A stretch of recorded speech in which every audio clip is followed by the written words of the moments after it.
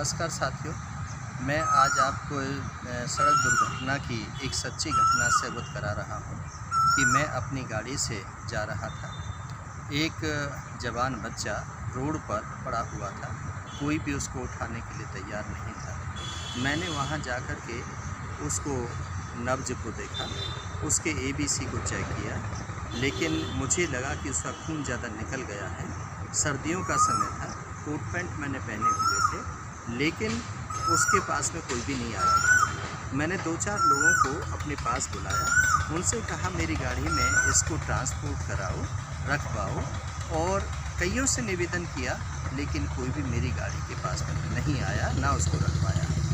1-2 लोग थे जो दाता के सखी उससे गुजर रहे थे, उनकी रहम आया, उन्होंने मेरी गाड़ी में ट्रांसपोर्ट करवाया।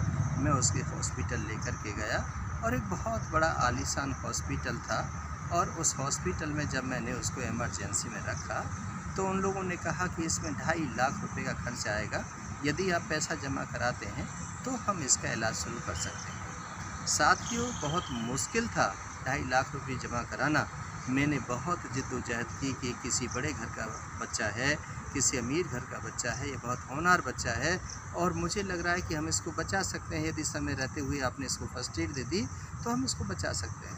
लेकिन किसी भी डॉक्टर ने मेरी बात को माना नहीं। मैंने जैसे तैसे अपने सगे संबंधियों से, आसपास के लोगों से उस बात को कहा, तो कुछ लोग रहमदिल थे, दयालु थे, प्रवृत्ति थे, उन्होंने पैसा इकट्ठा किया, लेकिन समय ज़्यादा निकल चुका था, उसका खून बह चुका था, रेस्पिरेशन जो था वो ख़त्म हो चुका था, पल्स जा चुकी थी, सांस नहीं आ रहा था। इतने में जब डॉक्टरों से हमने निवेदन किया कि ये पैसा लीजिए, इसको आप ट्रीटमेंट दीजिए, तो उन्होंने अपने जो हेड था, जो उनका सीनियर डॉक्टर था, उसको पैसे के बारे में बताया। उन्होंने वो आए और आकर के जब देखा, उस बच्चे के चेहरे को देखा, तो डॉक्टर वहीं पर फेंट हो गया।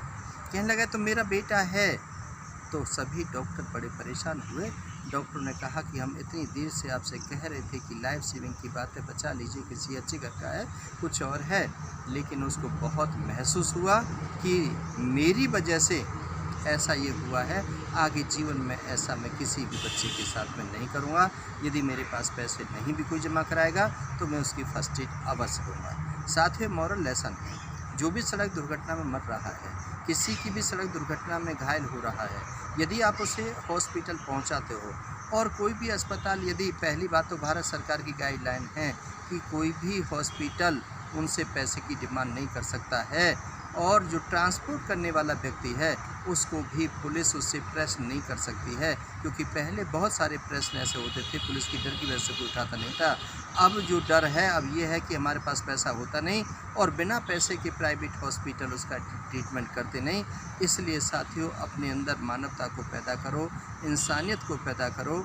ये घटना दुर्घटना किसी के साथ भी कहीं भी हो सकती है, कोई अपना पराया उसे मत देखिए। हमने उसकी जेबों में देखा कि लिए उसके पास कोई आई कार्ड नहीं था, उसके पास कोई आइडेंटिटी कार्ड होता, कोई उसके पास नंबर होता, तो हम भी उसको उनके रिलेटिव्स को फ़ोन कर देते। साथियों, घटना बहुत पुरानी घटना है, जिसको मैं आपके साथ में आज पेश कर रहा हूँ। इसलिए मैं आपसे बात कर रहा हूँ कि कभी भी सड़क पर चलते हुए मेरे जीवन में ऐसे बहुत सारे उदाहरण हुए हैं, जिसमें कि मुंह देख कर के निकल जाते हैं और बाद में पता चलता है कि वो अपनी ही औलाद है, पढ़ने के लिए गई थी, लेकिन रोड एक्सीडेंट में वो जान निकल गई। साथियों, इंसानियत को पैदा करो। पता नहीं किसकी उम्र कितनी है, कौन सा सांस कब ख़त्म हो जाएगा, इसलिए डू गुड और हैव गुड। अच्छा करो, अच्छा पाओ। कोशिश करो किसी का बच्चा या किसी का बड़ा या किसी की बहन या किसी की बेटी आपके ज़रा से कदम उठाने से और उसको जीवन दान मिल सकता है, तो दे दीजिए। बहुत बहुत शुक्रिया, बहुत बहुत धन्यवाद।